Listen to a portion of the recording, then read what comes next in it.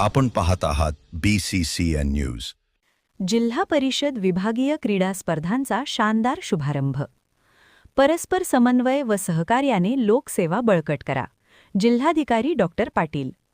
3 दिवसीय विभागीय क्रीडा स्पर्धा व सांस्कृतिक महोत्सव सर्व अधिकारी कर्मचाऱ्यांसाठी वैयक्तिक क्रीडा कौशल्य विकासाबरोबरच परस्पर समन्वय, सांघिक वृत्ती व सहकार्य भावना विकसित करणारा उपक्रम आहे.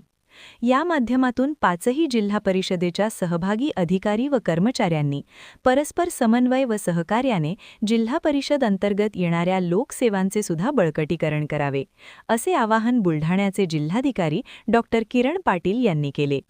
बुलढाणा येथील जिल्हा क्रीडा संकुल येथे आज अमरावती, यवतमाळ, अकोला, वाशिम व बुलढाणा या 5 जिल्हा परिषदांच्या विभागीय क्रीडा स्पर्धा व सांस्कृतिक महोत्सवाचा शानदार उद्घाटन समारंभ पार पडला.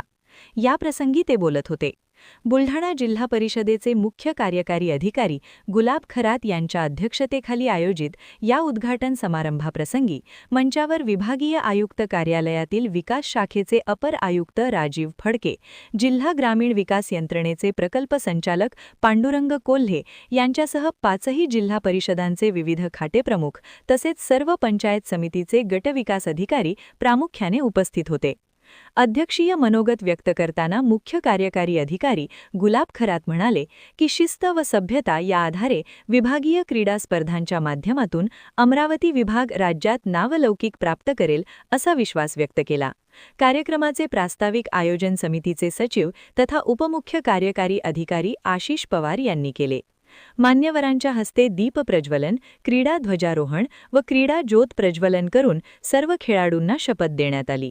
यावेळी केम्ब्रिज स्कूलच्या विद्यार्थ्यांच्या बँड पथकाने सादर केलेल्या संगीतमय वातावरणात व आकाशात विविध रंगी फुगे सोडून स्पर्धांचा औपचारिक शुभारंभ करण्यात आला.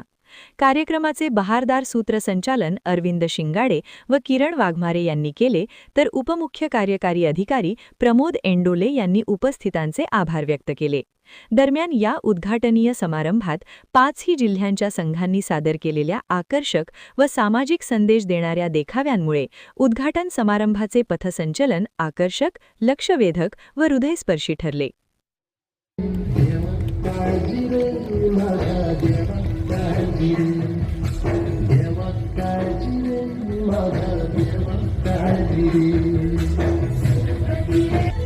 जिस थाली से तुम खाना गिराते हो उसी के लिए हम तरसते हैं. भूख सिर्फ पेट की नहीं होती, इज्जत की भी होती है. क्या हम इंसान हैं या सिर्फ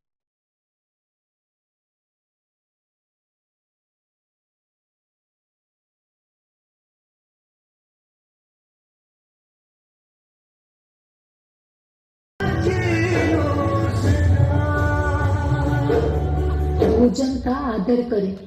हर निवाला एक जीवन है. भूख शर्म नहीं, सच्चाई है.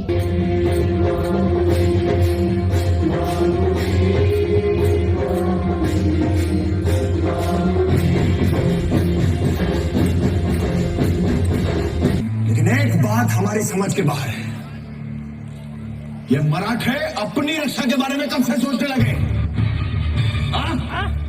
मराठों ने जब भी अपनी जान दी है स्वराज की रक्षा करने के लिए दी है.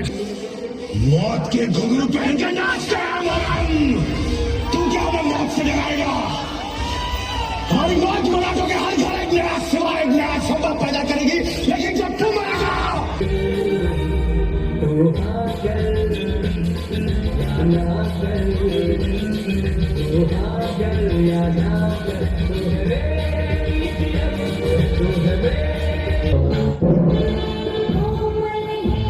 नारी अपना नहीं सबला है और उनकी माँ उस लड़की को सक्षम बनाती है. यहाँ लाठी काठी और तलवार बाजी अपने नहीं आता है.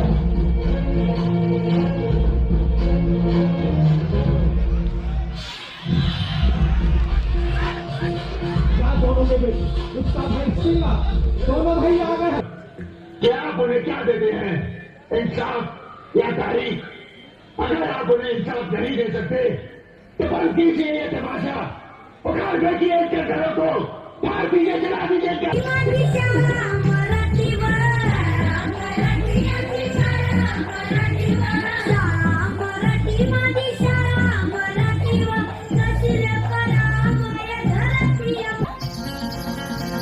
समोर जिल्हा परिषद मुलं घेऊन आलेला आहे. महाराष्ट्रालाच नव्हे तर संपूर्ण भारतीय परंपरे बाकीचा कुटका पाहिले इकडचे तिकडचे लोक येतात आणि आपल्या मराठी माणसाला परेशान करतात. इकडचं तिकडचं म्हणताय का मला? आनंद घ्यावा, खिलाडी वृत्तीने सर्वजणांनी खेळावं, कोणालाही इजा होऊ नये, कुठेही कॅज्युअलिटी होऊ नये याची सर्वांनी दक्षता घ्यावी आणि सर्वांनी एकमेकाची काळजी घ्यावी. बाहेरच्या जिल्ह्यातून आलेल्या आमची काळजी घेण्यासाठी तर आम्ही आहोतच. आमच्याकडून जर काही त्रुटी राहत असतील, रहिवासाची व्यवस्था किंवा जेवणाच्या बद्दल असेल किंवा अन्य काही, तर सर्वांनी त्या पदरात पाडून घ्या आणि तसं जर काही असेल तर सांगत चला की जेणेकरून आम्हाला त्या पद्धतीची दुरुस्ती करून आपल्याला एक चांगल्या पद्धतीची राहण्याची जेवणाची व्यवस्था करून देता येईल.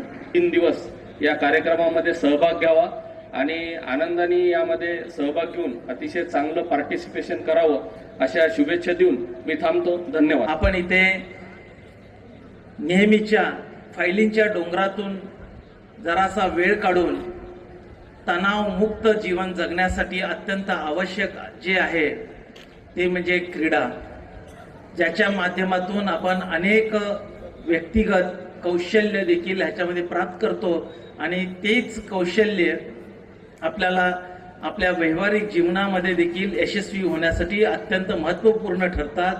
आणि त्याच्यामध्ये विशेषतः म्हणजे शिस्तबद्धता, सांघिक वृत्ती, खिलाडी वृत्ती आणि त्याचबरोबरीने एक कोलॅबरेटिव्ह फ्रेमवर्कमध्ये अत्यंत चांगल्या पद्धतीनं सर्वांच्या सोबत सहकार्यानं आणि स्नेहसंबंध जोपासून आपली उद्दिष्ट साध्य करणं हे याच्यातून अपेक्षित आहे.